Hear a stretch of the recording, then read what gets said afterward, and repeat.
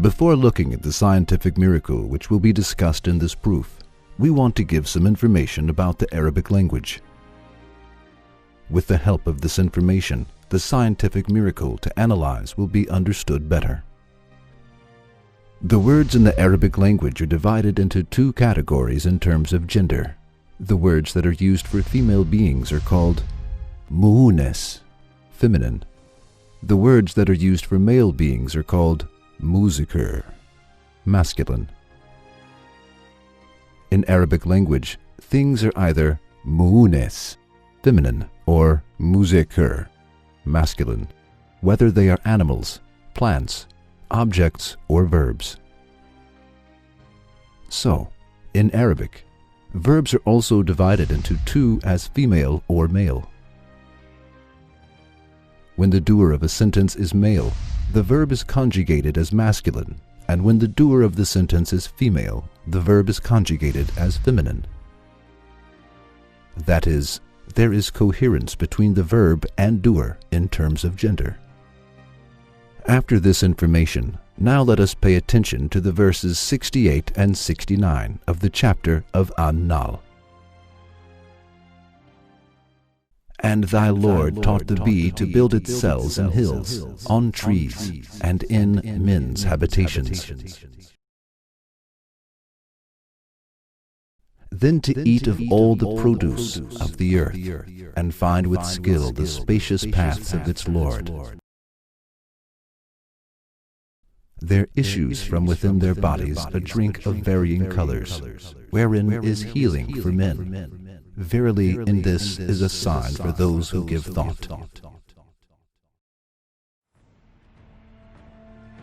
In Arabic, the bee is written as nahl, in the same way both for male and female. This word has no feminine form. However, the Quran uses the feminine form of the verb when it gives information about the inspiration which is given to the bee and what the bee does. As we have mentioned before, verbs in the Arabic language are conjugated in different ways according to the gender. This is also valid in many other languages of the world. When what the bee does is narrated in the Quran, the verb is conjugated in the feminine form. It is as follows. 1. In the verse, in order to express the meaning make habitation, the word itahaz, which is used for the feminine, is preferred instead of itahazi, which is used for the masculine. 2. In order to express the meaning eat of all fruits, the word of kul, which is used for the feminine, is preferred instead of kuli, which is used for the masculine. 3. In order to express the meaning follow the ways of your Lord, the word of yuslik, which is used for the feminine, is preferred instead of yusluki, which is used for the masculine. 4. The pronoun there in the sentence, there comes forth from their bellies, is expressed with the word hu, which refers to the feminine, instead of the word ha, which refers to the masculine.